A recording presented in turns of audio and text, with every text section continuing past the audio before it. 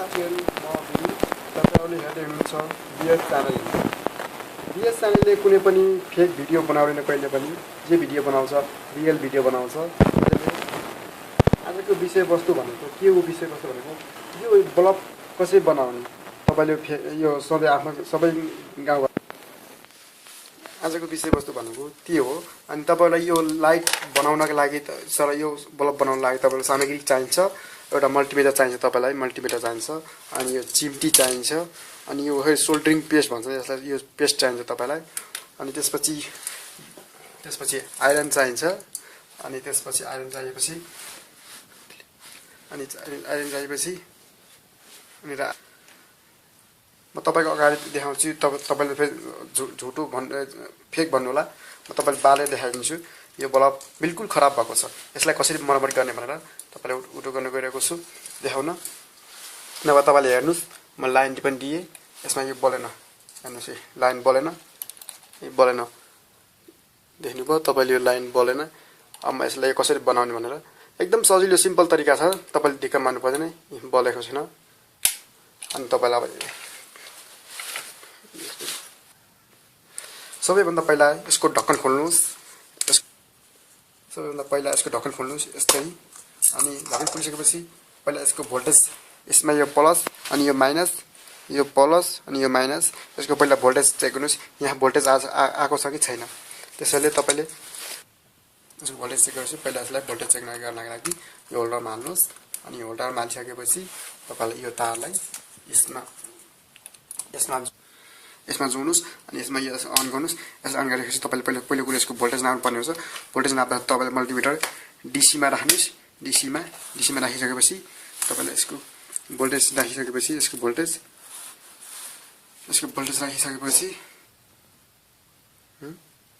तपाईले भोल्टेज नाप्नका लागि पहिले प्लसको प्लस माइनसको माइनस राख्नु लागि तार पहिले यसो गर्नुस् यो प्लसमा राख्नुस् अनि तपाईले यसको प्लसमा यो बडी छ त्यही भएर यसको यो 1000 ओममा राख्नुस् 1000 ओममा राखेपछि सिम्पल तरिकाले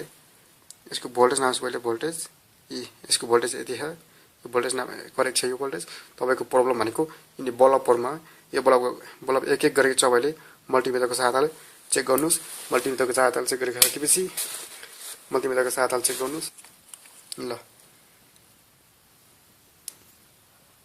पहिला यसलाई एक एक गरेर सबै मसिना बल्बहरु एक एक गरेर चेक गर्नुस्। चेक गर्नको लागि तपाईले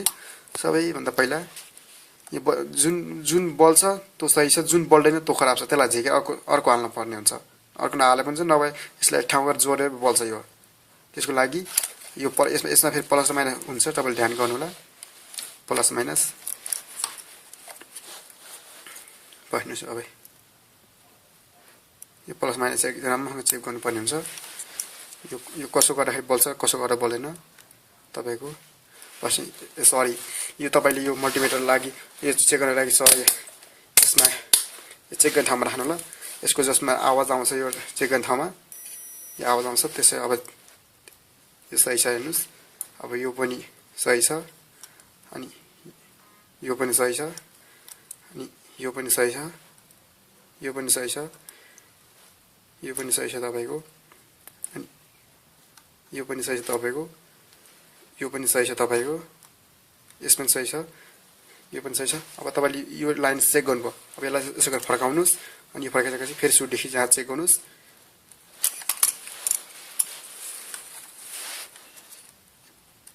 यो पनि सही छ तपाईको यो पनि सही छ यो पनि सही छ तपाईको अनि यो पनि सही छ तपाईको अनि यो पनि एकदम सही छ ल यो पनि सही छ तपाईको यो खराब रहेछ तपाईको यो खराब रहेछ यो बलेन अनि त्यसै यो अनि तपाईको यो बिग्रेको छ यो बलेन त्यसपछि यो बल्छ तपाईको अनि यो पनि बल्छ यो पनि बल्छ अनि यो पनि बल्छ अनि यो बलेन यो नबलेकोलाई तपाईले यस्तो गरी बिस्तारै आइरनको मद्दतले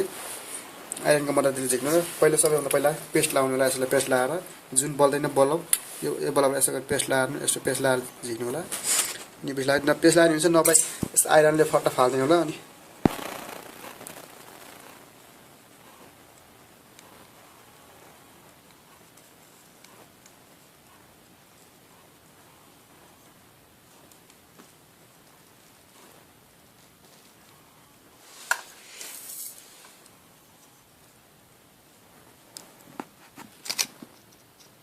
यस्तो फालिसकेपछि राम्ररी सोल्ड गर्नु होला पहिला राम्ररी तपाईले राम्रोसँग सोल्ड गर्नुभयो भने चेक गर्नुहोस् अब यो पहिला यसमा राखेर चेक गर्नु होला अब हामी यो बल्ब राम्रो यस्तो यो जुन जलेको छ तपाईले यसलाई एकदम राम्रोसँग सोल्ड गर्नु होला सोल्ड गरिसकेपछि अब हामीले यसलाई टेस्ट गर्छौं यो बल्छ बल्दैन यसमा हामी टेस्ट गर्छौं यसमा होल्डर मार्नु होला अनि यसलाई अन गर्नु होला यसरी तपाईको बत्ती बल्यो यो तपाईको बलिसक्यो अब त्यही भएर तपाईले अफ गर्नु होला अनि फेरि यसरी तपाईले ढक्कन लाउनु होला ढक्कन लगाइसकेपछि अब तपाईले फेरि चेक गर्नु होला बल्छ कि बल्दैन तपाईले बत्ती बल्यो तपाईले यसरी आफ्नो बल्बलाई यसरी बनाउन सक्नुहुन्छ तपाईले हस्त नमस्ते साथीहरु मेरो च्यानललाई सब्स्क्राइब गर्नु होला अनि बेल आइकन दबाउनु होला अनि लाइक गर्नु होला अनि तपाईलाई कुन भिडियो मन पर्न कमेन्ट गर्नु होला